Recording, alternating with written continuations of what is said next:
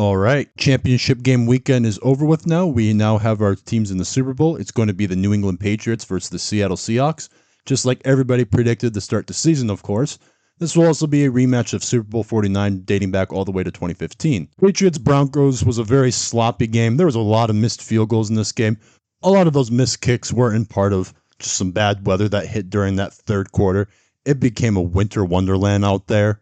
It was hard for the kickers to see, and the wind also made it very hard for them to kick. It's understandable that they missed some field goals that normally would have been chip shots. But that being said, if you're a Broncos fan, you got to feel sick to your stomach after this one. They had a real opportunity to win this game. Sean Payton and Jarrett Stidham both cost them the game.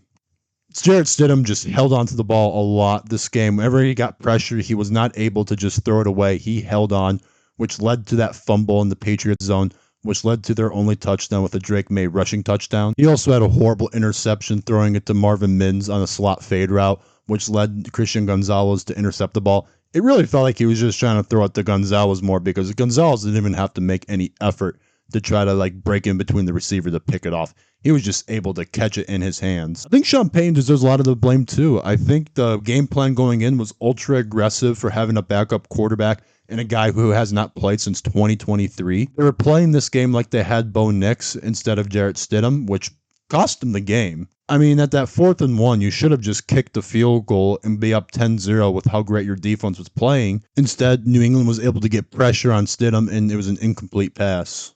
And they should have known that the weather was going to get really bad out there. I mean, casual viewers like myself wouldn't have predicted the weather in Denver, especially if you don't live in that area. But you had a good idea that it was going to snow pretty hard, and points were going to be very hard to come by. I mean, naturally, they're just going to be hard to come by because you're playing with a backup quarterback. But I do want to give the Patriots defense some credit. They've been great all throughout the postseason. I know you can make the argument the competition they played wasn't the strongest, but they only allowed 2 touchdowns this whole playoff run so far, and they've gotten 8 turnovers. That is just tremendous, even if you are playing lower tier competition or battered offenses. They do such a good job at getting pressure to the quarterback, only using 4 guys, and their secondary is great at locking down their areas and making sure when the receivers are by them, they lock them up and they can't go past them. This is a very disciplined defense. The offense did not look the greatest.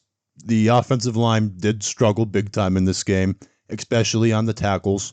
They allowed a lot of pressure to Drake May. He got hit quite a lot. Got a couple of sacks as well. I think the real highlight for the Patriots offense in this game was Drake May's mobility. Obviously, he had the game-sealing run to end the game, and he also had the rushing touchdown. But he was able to get a couple more first downs with his legs in this game. With their running back duo of Stevenson, and in a game where Trayvon Henderson and Ramondre Stevenson only combined for 76 yards, that was very needed for the Patriots to have Drake May have a big game on the ground with his legs. Yeah, offensively, they weren't able to do anything explosive over the top. They only had one big play to Matt Collins for 31 yards, but they didn't need to do anything explosive. What they did throughout this game was enough. And also, I want to give credit to Drake May. He did a way better job holding onto the ball. He got a lot of fumbles in the past 2 games in the playoffs, and that was something that needed to be fixed. And I thought he did a really good job holding on the ball in this game. The Seahawks versus the Rams was a complete different kind of game than the Patriots versus the Broncos, where there was just a lot of explosive offense from both teams. Sam Darnold in this game was just amazing. He had 3 passing touchdowns and 346 yards in the air, and that abdominal injury does not look like it was bothering him at all in this game. Hawks were airing it out in this game. They came out the gate swinging in this one, man, with that 51-yard go route by Rashid Shaheed. It was just a great thrown ball, and that was something we haven't seen a lot this season, the deep ball between Darnold and Shaheed. Njigba was also great in this one. Wherever he was lining up, he was just dominating. He did a lot out of the backfield, too. He had that corner route for the touchdown, playing off the backfield, and the Rams linebackers on that play were just not able to react to it. They didn't really need to turn to the run game in this one. This was a game that they were doing through the air. I thought Kenneth Walker did a decent job, and I thought Holani did a decent job filling in for Charbonnet as a receiving back, at least. Intrigued to see what it looks like in the Super Bowl when they are leaning on him to run more, because Seattle is more of an offense that is based on the run. But if Seattle can play like they did today, where they're able to do a lot of explosive plays, and if Sam Darnold's able to dissect the defense in the intermediate routes and on the underneaths, They're going to be very hard to beat in the Super Bowl. Just when I thought I couldn't be more impressed with the Seahawks offense from last week, this week they just blew me away even more with this passing attack. And as sad it is to see the way the Rams season ended, it was only fitting that special teams was the reason why they lost this game. This has been their biggest crux the whole season, and that Xavier Smith muffed punt really cost them the game because that led Sam Darnold to throw a post route to Bobo in the end zone for a touchdown. At that point, they were down 2 scores, and it was just too hard to overcome at that point. Although they did have an opportunity to win the game at the very end, but they just went for it on 4th down and they didn't get the touchdown. Which, by the way, what a great call by Mike McDonald on that one. To only have like a couple guys rushing and have 9 guys in coverage, which made it really hard for Stafford to find anybody open. Playoffs so far have been really amazing, and it's really refreshing to see 2 new teams in the Super Bowl.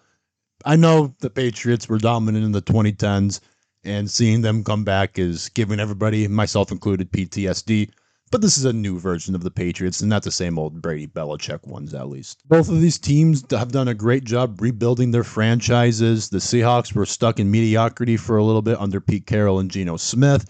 The Patriots just were not able to replicate any success with Bill Belichick post Tom Brady, minus 1 year with Mac Jones when they made the playoffs. After back-to-back 4-13 seasons, the Patriots found success with Mike Vrabel as head coach and Drake May their second-year quarterback, while the Seattle Seahawks made some very bold moves this offseason, moving off of Geno Smith, bringing in Sam Darnold, a guy who struggled his last 2 games as the Minnesota Vikings. Many saw that as a big swing and a risk. Ended up paying off for them, and the Rashid Shaheed move, a great mid-season move for them. It helped out on special teams and created more explosiveness to their offense. Both of these teams are deserving at having a chance at winning the Lombardi, and I cannot wait for 2 weeks from now to see the Super Bowl. Also, obviously, very excited for the Pro Bowl. I mean, flag football is going to be so much fun to watch. There's going to be so much effort out there, man.